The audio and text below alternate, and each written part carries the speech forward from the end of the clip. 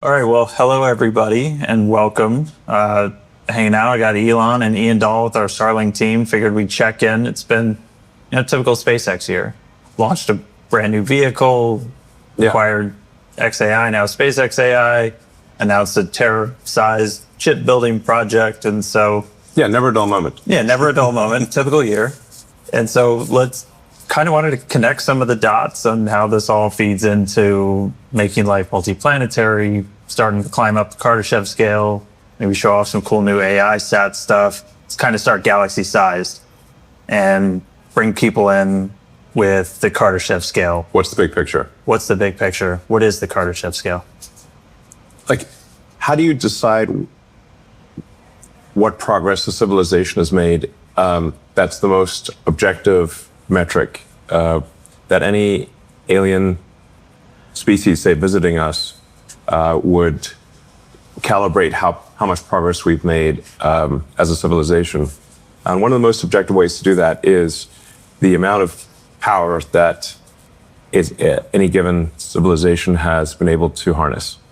There was a Russian physicist, actually, I think, by the name of Kardashev, who thought about this, and I think it's a good way to characterize it, which is you can assess how well a civilization is harnessing the power available on the planet. That's type 1.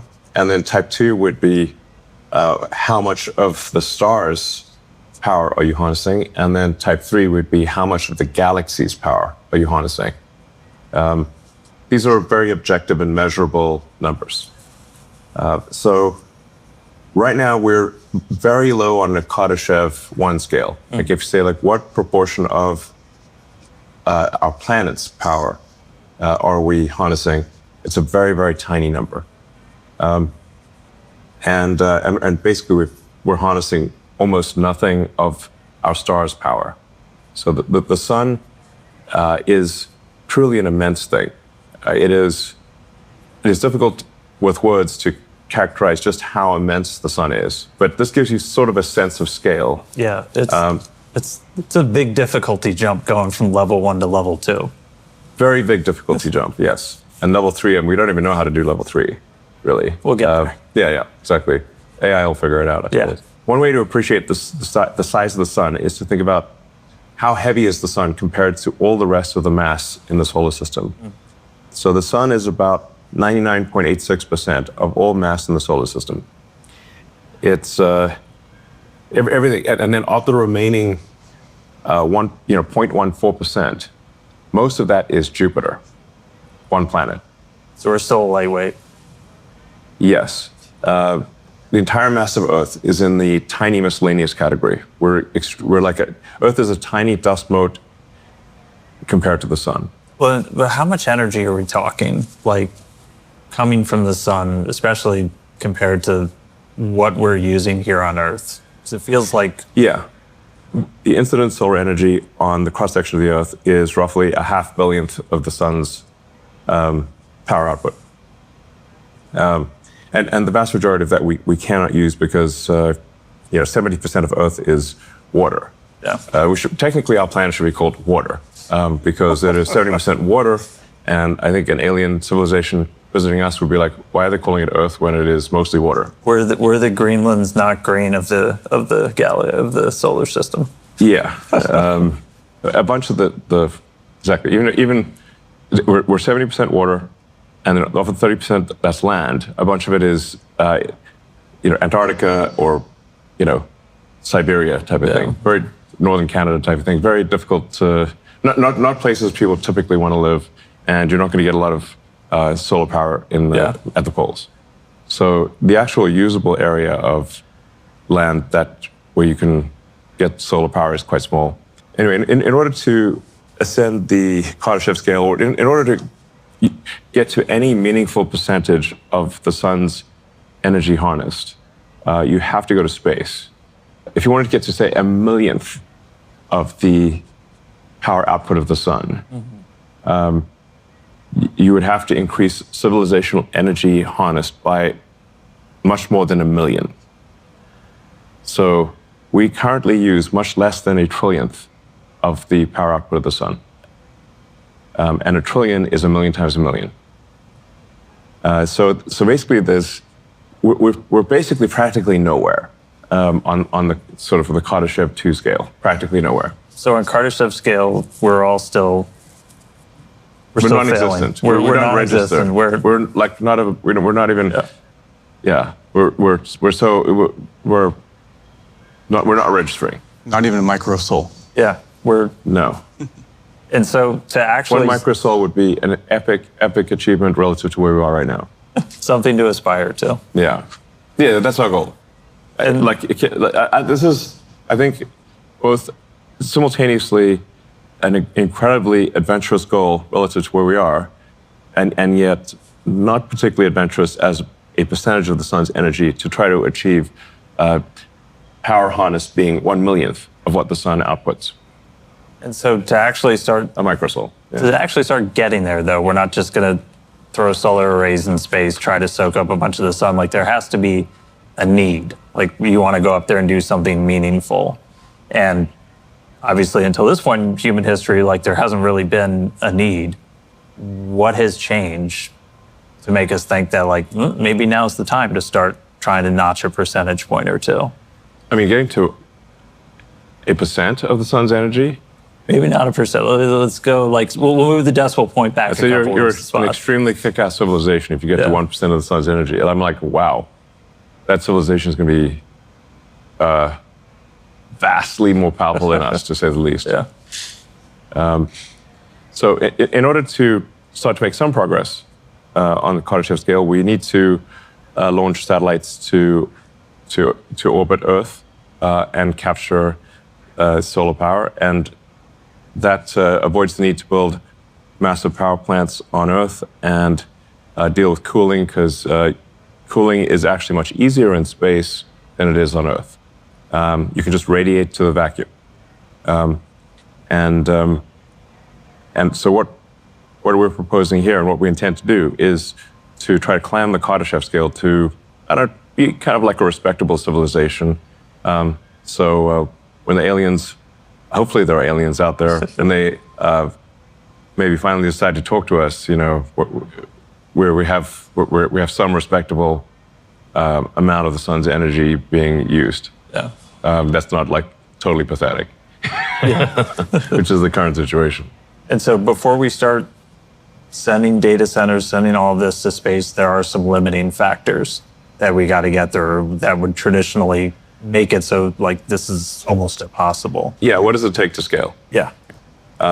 So things it takes to scale are you need to have a large mass to orbit capability, which is what Starship will give us. That large mass, so you ultimately need to send millions of tons to orbit and beyond. And you need the power associated with that. So if you want to put 100 gigawatts or ultimately a terawatt into space from Earth, you will at some point need a terawatt of solar. And then you're going to need a terawatt of AI chips. So the three things you need are mass to orbit, a lot of solar power, and radiators, of course, and a lot of chips. All right, well, let's start ticking down the list. So mass to orbit, that's where Starship comes in. Yeah. We just had first flight of V3. It was awesome. I know you were there. It was crazy to see that rocket launch. Yeah. And like long time coming. What's Starship's kind of purpose of being? What is it going to be doing? Yeah, so Starship is going to revolutionize space, really. It's the first rocket design that is capable of full and rapid reusability.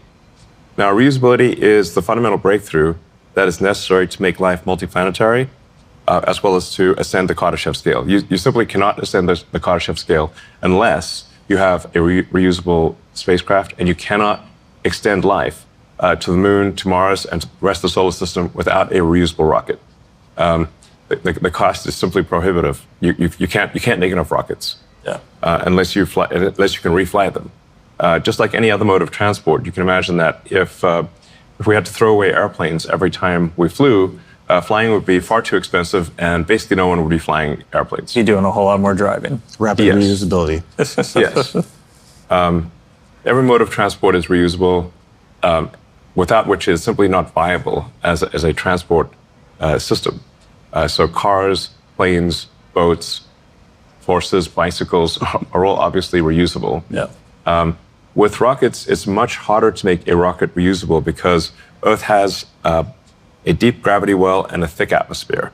And these make it just barely possible to achieve reusability with a rocket. And there have been many prior attempts to create a fully reusable rocket.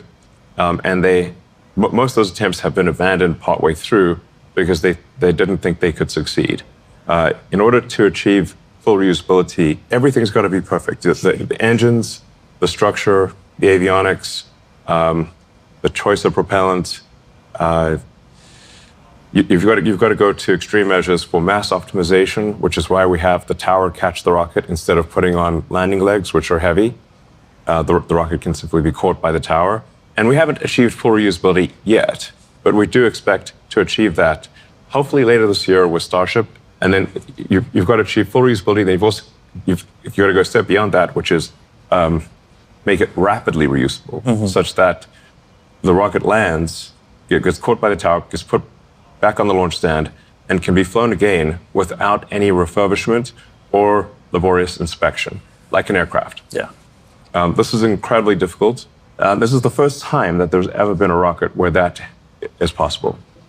That's what makes Starship so profound. I mean, it also happens to be the largest flying object ever made, the heaviest flying object ever made, the most powerful moving object of any kind. Starship V3 is more than double the thrust of the Saturn V moon rocket. By version 4, we'll be pretty much 3 times the thrust of a Saturn V moon rocket. And we expect Starship to be flying more than once per hour down the road. One of the fun facts from Flight 12, that was actually the heaviest payload SpaceX has ever flown. And that's still just a fraction of what V3 can do. So, yes. I mean, once we're flying massive amounts really rapidly, I mean, we already fly the majority of payload to space with Falcon. Do people even really understand what mass to orbit becomes once Starship is flying? It's many orders of magnitude greater than what is the case today. So even with Falcon 9, Falcon Heavy, SpaceX delivers almost 90% of all Earth mass to orbit. I think we're somewhere between 85 and 90% right now. And then most of the remaining mass, I think, is launched by China. And then the rest of the world, including the rest of the US, is the remaining, 5 to 7%. Now, with Starship, we'll be aiming to go from somewhere around 2,500 tons a year to orbit to millions of tons per year to orbit. And to do so at a pretty short period of time. So we think probably we can get to 1 million tons to orbit per year in about 3 years, thereabouts. Starship is going to take care of the mass to orbit limiting factor. Yes. And then power generation. So first, and Ian, maybe you can help. People probably struggle to visualize a little bit when you say like data center in space. Like we're not going to slap engines on a building and fly it up there. Like these actually look like pretty different. And so kind of walk through how you take something that's in a giant building on the ground and turn it into something that's functional in space.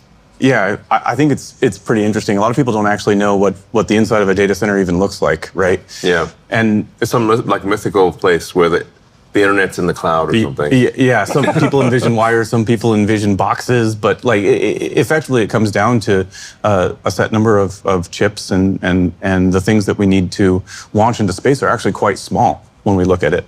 The more challenging part is figuring out how do you get the power for it, and that's where a lot of what we've worked on for existing like Starlink technology, the solar arrays, are what we want to utilize that expertise to be able to build a satellite that can actually launch the critical components of the data center into space itself. We like to look at this and say, like, what is the actual engineering problem here? And it's really a combination of delivering power and then taking the waste heat and energy away and sending it into the vacuum of space, as you mentioned. Yeah. Now the AI satellite is actually much simpler than a Starlink satellite. A Starlink satellite has gigantic phased array antennas. It's got parabolic antennas. It's got a lot of laser links. It's much more complicated than an AI satellite. An AI satellite is essentially a lot of solar cells, a radiator, and you still need some laser links, but you don't have all of the super complex antennas that you have on a Starlink satellite. So, I mean, given the two, the easier one to design for is the AI satellite. Yeah. It's just a little bit bigger. It's bigger. Just make stuff bigger, yeah. I was like, so we've got, this is our AI one, if you guys want to walk us through. Yeah. So the first thing that we're really looking at here is, like, first you've got to make something compelling, right? And we thought that the right place to start is around the 150 kilowatt like peak power level. But as we look at the workloads with our experience with XAI, we get to actually see that we can also support about 120 kilowatts of average compute. There's a difference. Yeah. What we're showing here is kind of a draft version of version 1 of the SpaceX AI satellite, an AI 1, I guess you could call it. And seems like a reasonable place to start is 150 kilowatts peak power, 120 kilowatts sustained power, and to give you a sense of what does that actually look like in terms of the size of the radiators, size of the solar panels. The assumptions here are 250 watts per square meter for the solar array, and about 1,400 watts per square meter for the radiators. So the radiators, these are double-sided. Radiators are radiating both sides. They're oriented knife edge to the sun, and it's 1,400 watts per square meter is a very achievable goal. Over time, we think we can probably do above 250 watts per square meter and above 1,400 watts per square meter for the solar panels and radiators, respectively.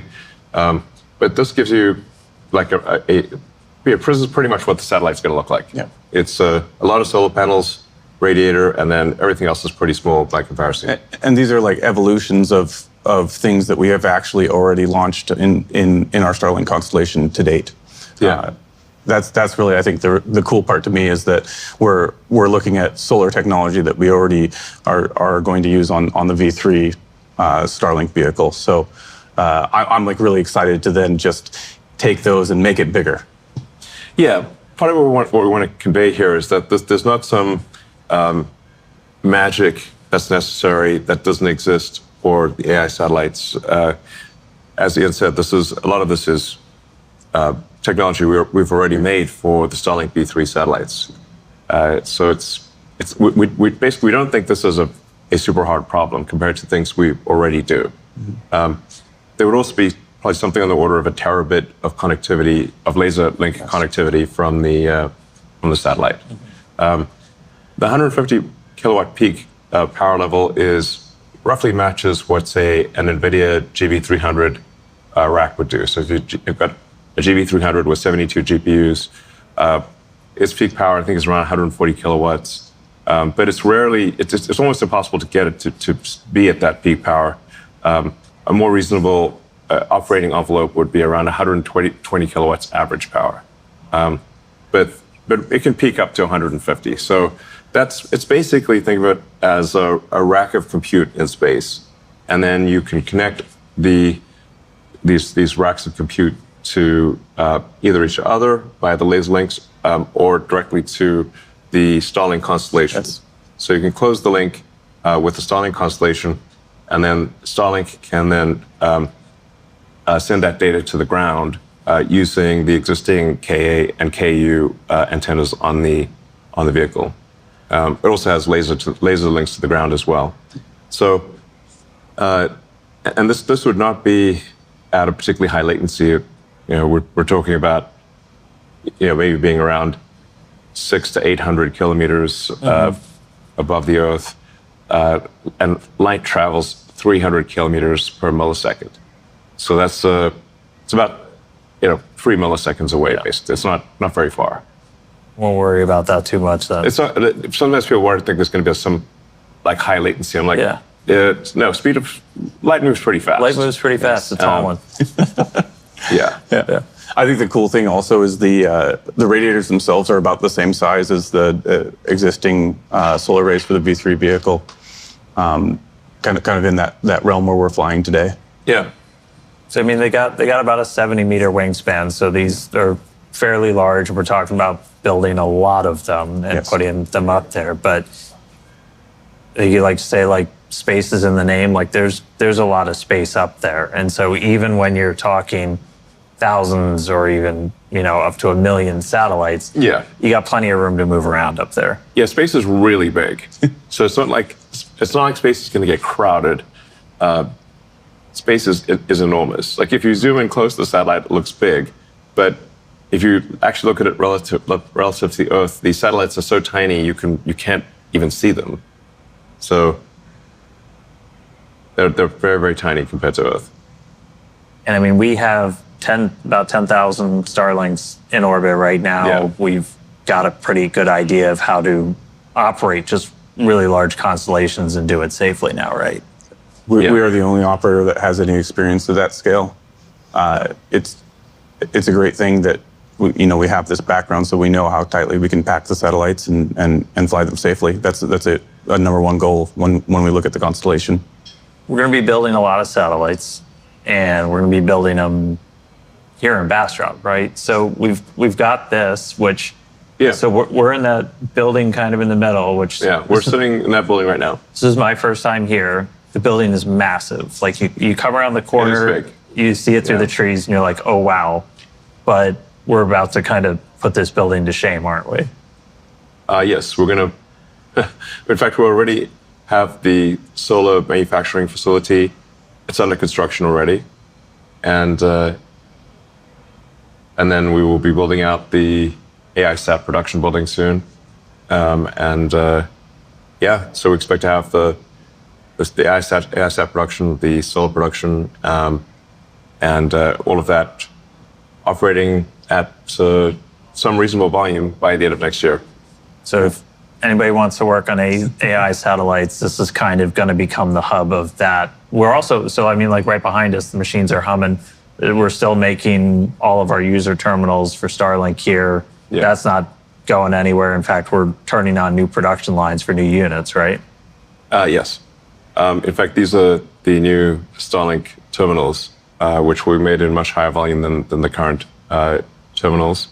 Ultimately, we think there's probably going to be a few 100 million Starlink terminals out there, and then the Starlink direct-to-cell constellation will connect directly to people's cell phones and enable high bandwidth communication directly from your phone to space. All right, we're 2 limiting factors down. We've got mass to orbit, got putting solar, and a few third one's chips. Yes. So at least in the beginning, we can obviously launch the chips that are already being made. Mm-hmm. So our current reference design is for NVIDIA Rubin chips, or it could be either GB300 or Rubin chips. And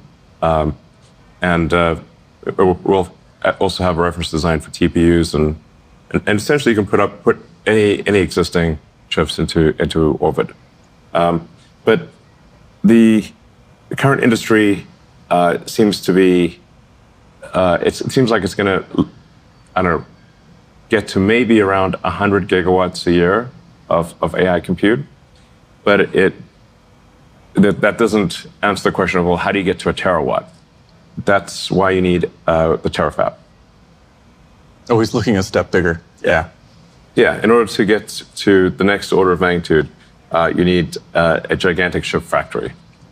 To give you a sense of scale here, we expect that the terafab is going to be around 100 million square feet, which is 10 times the size of the Tesla Gigafactory Texas.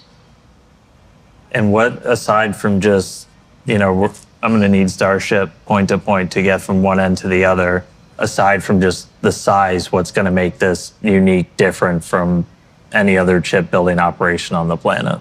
Well, I think over time, there's going to be a lot of technology evolution with the terafab, but fundamentally, it's about scale. So even if there were no fundamental technology breakthroughs, you could simply scale the existing chip making technology with a lot of difficulty to a terawatt of chip output per year. That's, if you look at it just from the logic die standpoint, that's equivalent. That's like having 1 billion chips per year with a kilowatt per reticle. So it's 1 billion full reticle equivalent chips, each doing a kilowatt, and then you're going to need a lot of memory to go with that. A lot of people today even think orbital data centers were like a decade away. Yeah, I think we want to try to give people a sense of the time frame. At least the time frame we're aiming for. I mean, people should take this with a grain of salt to some degree, because this is just our best guess. So this is not a promise of what we'll do. This is what we are going to try to do and think we probably can do, which is to get to roughly an annualized rate of 1 gigawatt per year by the end of next year in terms of space AI compute, and then aspirationally scale that by an order of magnitude per year. So in 2.5 years, hitting an annualized rate of 10 gigawatts a year to space, in 3.5 years, maybe 100 gigawatts. And then depending upon what progress there is in chip making in the rest of the world and with the terafab, going beyond that to scale to a terawatt per year, which is 1,000 gigawatts, which is that's twice the current electricity consumption of the United States. No. I think there will be an appetite for that, but we'll see. It's a lot of satellites. I don't know what it's going to think about, but maybe do a lot of simulations or something. Yeah. So after we've, working through all the limiting factors, we've kind of topped out what we can do on Earth. What is the next step to, again, try and actually notch maybe some percentage points towards becoming Kardashev level 2? Why stop there? Yeah. Why think small? Because a terawatt actually is very small. To think small. Let's not think small. So there is, in order to get to another 3 orders of magnitude to 1,000x from a terawatt per year, the only way that we can really see that you can achieve that is on the moon with a mass driver, essentially where you do local production of photovoltaics and solar and radiators on the moon. Maybe you bring the chips from Earth, or you could conceivably make the chips on the moon. But you need most of the mass to be made on the moon, so you don't have to transport it to the moon from Earth. And then because the moon has no atmosphere and only 1/6 Earth's gravity, you can accelerate the AI satellites into deep space without a rocket. So you can basically shoot them into space using an electromagnetic gun, like a rail gun type. I mean, it's basically a linear electric motor is a way to think about it. I think we can show people.